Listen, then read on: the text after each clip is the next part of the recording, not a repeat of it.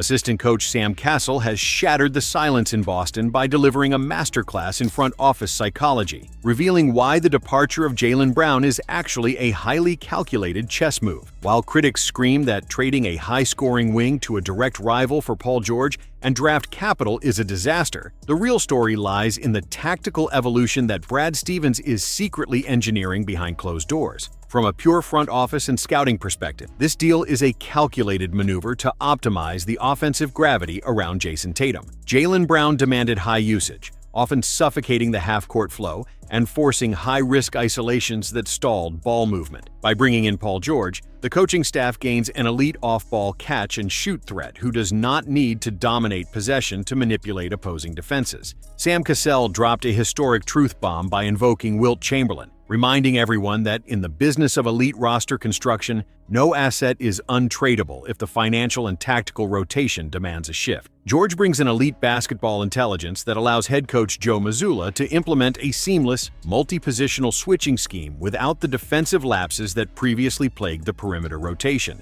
The genius of this transaction lies deeper within the salary cap sheet and future flexibility. Moving Jaylen Brown frees Boston from an incredibly restrictive long-term financial knot, allowing the front office to escape the devastating penalties of the second apron. The incoming draft capital, including future first-round picks, functions as premium currency for Brad Stevens to execute further under-the-radar moves before the trade deadline. Paul George accepted his role, and his contract structure means Boston maintains total leverage in future negotiations. On the hardwood, the rotation becomes infinitely more flexible, allowing pure playmakers like Peyton Pritchard to command the tempo while Derek White thrives without being overshadowed by dual isolation stars. This trade does not weaken the roster. It balances the entire ecosystem. The mainstream analysts are completely blind to what is happening behind closed doors at the front office because they only look at basic spreadsheets, while casual onlookers believe that Brad Stevens walked directly into an inescapable financial prison by hard-capping the roster at the first apron after signing Mitchell Robinson. The reality is far more calculated. Boston is quietly operating on a completely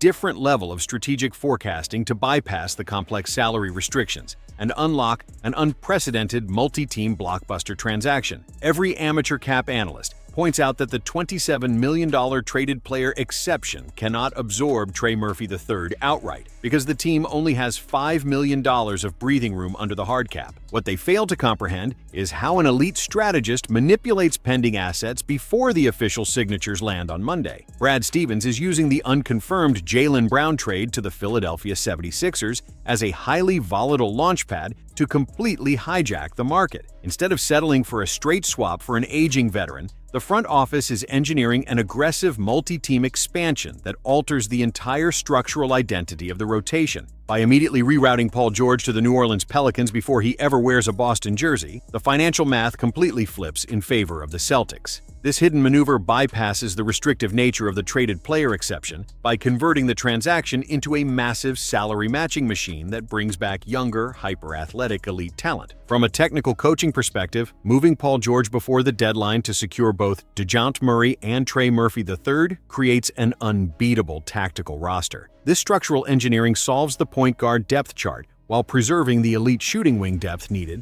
to maximize the scoring efficiency of Jayson Tatum. The entire sports media landscape is obsessing over a social media leak where Mitchell Robinson expressed deep regret about leaving Manhattan to sign a 3-year, $47 million contract in Boston. When his former teammate OG Anunoby reacted with dismay, Robinson publicly stated that he tried everything to prevent this outcome, begging for the truth to eventually surface. While short-sighted commentators interpret this as a player who lacks commitment to the project, elite basketball strategists view this emotional breakdown as the ultimate competitive victory for Brad Stevens. Robinson is not crying because he dislikes Boston. He is reeling from the pure administrative shockwaves of an elite executive hijacking a rival asset. From a tactical front office perspective, the Celtics just executed a historic financial ambush against their fiercest rival. Knicks owner James Dolan panicked on public radio, openly declaring that New York refused to cross the restrictive $222 million second apron threshold. Brad Stevens weaponized this internal organizational fear to extract the premier rim protector in the Eastern Conference. While New York faces a catastrophic depth crisis behind Karl Anthony Towns, Boston successfully acquired a defensive anchor who completely alters the tactical ceiling of Joe Mazzulla defensive schemes. The strategic beauty of this maneuver is how it positions Robinson as a devastating asset within the system. The coaching staff does not need him to replicate the offensive versatility of Jalen Brunson. They need his elite vertical spacing and historic offensive rebounding rate to generate extra possessions for Jayson Tatum. The raw basketball analytics completely validate this aggressive acquisition despite public concerns regarding free throw percentages. Paired with Neemias Queta, who secured a long-term extension, Boston now boasts an insurmountable frontline rotation capable of neutralizing the physical interior play that historically challenged the perimeter defense. By structuring this deal flawlessly within the non-taxpayer mid-level exception, the front office maintained maximum flexibility while simultaneously depleting the defensive identity of the current champions. Robinson is entering a highly structured environment where his defensive flaws are completely masked by the elite perimeter length of the roster. The truth that Robinson once revealed is that New York lacked the structural vision to value his elite paint deterrence. The mainstream sports media is entirely focused on the structural shock of losing Jaylen Brown to the Philadelphia 76ers, completely missing the massive tactical realignment Brad Stevens is engineering in the shadows, while casual commentators wonder how the front office will aggregate the lost offensive volume. Elite League strategists have identified a hidden structural loophole. Rich Paul dropped a massive hint on the Game Over pod, revealing that the connection between Brad Stevens and Jayson Tatum has positioned Boston as the ultimate dark horse destination for LeBron James. By executing a calculated pivot away from long-term max salary stagnation, the front office has quietly set the stage for an unprecedented tactical acquisition that destroys the traditional financial parameters of roster construction. From an advanced front office and salary cap perspective, acquiring a 22-time All-Star on a veteran minimum contract is a total tactical exploit. The strict limitations of the collective bargaining agreement heavily penalize teams trying to construct super teams through traditional trades,